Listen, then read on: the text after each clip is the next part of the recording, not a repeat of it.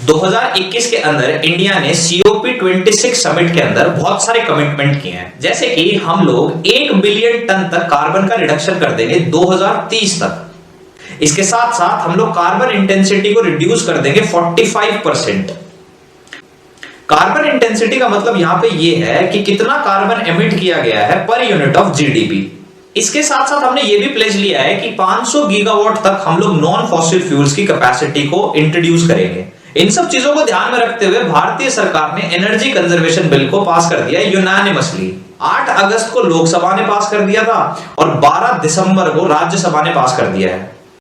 अब ये बिल 2001 के एनर्जी कंजर्वेशन एक्ट को अमेंड करेगा, कार्बन क्रेडिट ट्रेडिंग स्कीम जैसी चीजें इंट्रोड्यूस करेगा, नॉन फॉसिल सोर्सेज का मैंडेटरी यूज करना डेजिग्नेटेड कंज्यूमर्स के द्वारा, इसके साथ साथ एनर्जी को कंजर्व करना और सस्टेनेबल बिल्डिंग कोड प्रोवाइड करना। इस बिल को पूरे विस्तार से समझते हैं। Carbon credit trading scheme. अब इंडिया के अंदर ऐसी कोई भी इंडस्ट्री नहीं है जो कार्बन एमिट ना करती हो, इसीलिए हर एक इंडस्ट्री को कार्बन एमिट करने के लिए कार्बन क्रेडिट खरीदने पड़ेंगे, ताकि जितना CO2 प्रोड्यूस हो एनवायरनमेंट के अंदर उतना ही CO2 एब्जॉर्ब कर ले एनवायरनमेंट। अब जो भी पैसा कार्बन क्रेडिट से आएगा उसे इन्वेस्ट किया जाए फॉरेस्ट और रिन्यूएबल इंडस्ट्रीज के अंदर। ये सिर्फ एनर्जी को ही कंजर्व नहीं करेगा, क्लाइमेट को भी इंप्रूव करेगा। दूसरी जो चीज ये बिल बोलता है वो ये है कि डेजिग्नेटेड कंज्यूमर्स को नॉन फॉसिल सोर्सेज का इस्तेमाल करना है।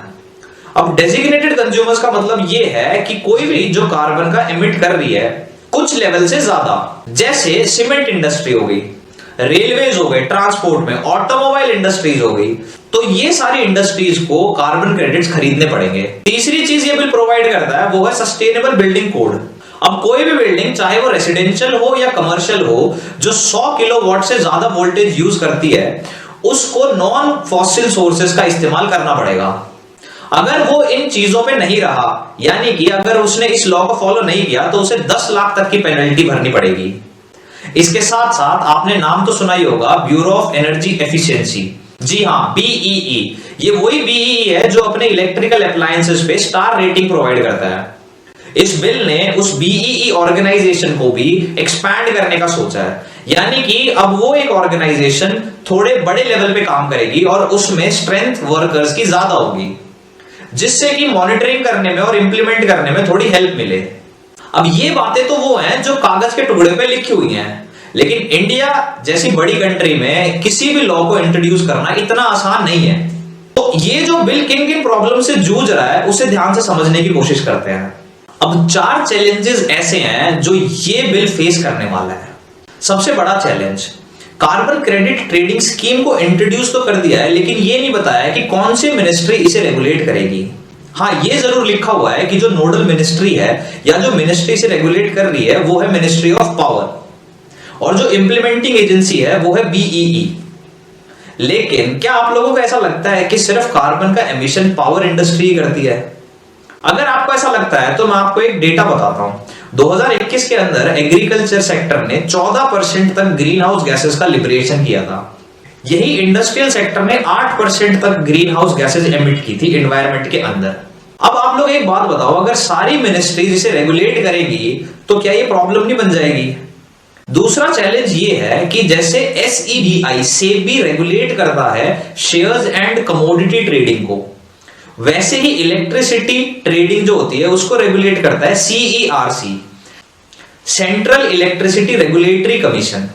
वैसे ही कार्बन क्रेडिट को रेगुलेट करने के लिए कोई सेक्टोरल एजेंसीज का इंट्रोड्यूस नहीं किया गया है। अगला जो चैलेंज है वो ये है कि 2003 का electricity act renewable certificate provide करता है, यानी कि जो इंडस्ट्री रिन्यूएबल एनर्जीज को प्रमोट कर रही है उनको ये सर्टिफिकेट दिए जाएंगे। ऐसे ही एनर्जी सेविंग सर्टिफिकेट्स भी दिए जाते हैं इंडस्ट्रीज को जो इंडस्ट्रीज प्रमोट करती हैं एनर्जी सेविंग को। अब आप लोग एक बात बताओ, जिस इंडस्ट्री के पास ये दोनों सर्टिफिकेट्स हैं क्या वो कार्बन को रिड्यूस करने में हेल्प नहीं कर रहा? तो अब उसे एक और कार्बन क्रेडिट खरीदने की क्या जरूरत है? दूसरी चीज ये भी नहीं बताई हुई कि जिन इंडस्ट्रीज के पास ये सर्टिफिकेट है उनको इंटरचेंज कर लिया जाएगा कार्बन क्रेडिट्स के द्वारा। ग्राउंड लेवल की बात पे आते हैं। जैसे मैंने कोई इंडस्ट्री शुरू की मेरे घर पे, और ये एक स्मॉल स्केल इंडस्ट्री है, लेकिन इसका इलेक्ट्रिसिटी कंजप्शन 100 किलोवाट से ज्यादा है।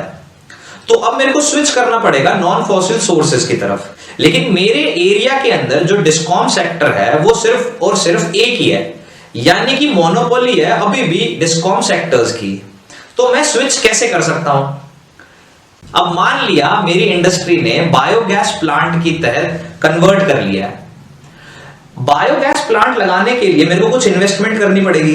अगर मैं कुछ इन्वेस्ट कर रहा हूं तो मेरा जो प्रोडक्ट है वो महंगा होगा, और अगर मेरा प्रोडक्ट महंगा हो गया, इससे महंगाई बढ़ रही है मार्केट के अंदर और कंपटीशन भी इंक्रीज होगा इंडस्ट्रीज के अंदर। इसका मतलब कंज्यूमर्स को तो लॉस ही लॉस है। अब ये बात समझने वाली है कि ये बिल है किसके लिए। चीज अभी जो ध्यान में रखने वाली है वो ये है, प्रेजेंट के अंदर अभी ग्रीन अमोनिया और ग्रीन हाइड्रोजन जैसी चीजें अभी भी अपने नेसेंट स्टेज पे ही हैं। तो जब तक वो टेक्नोलॉजीज उभर के नहीं आती हैं तब तक हम लोग स्विच नहीं कर सकते। ये बात समझ में नहीं आ रही है कि ये बिल है किसके लिए। लेकिन एक चीज जरूर है, अगर इस बिल का इंप्लीमेंटेशन बढ़िया तरीके से हुआ तो ये क्लाइमेट और एनर्जी को सेव करने में बहुत हेल्प करेगा। बाकी आप लोगों के जो भी व्यूज हैं वो जरूर कमेंट करके बताना। धन्यवाद।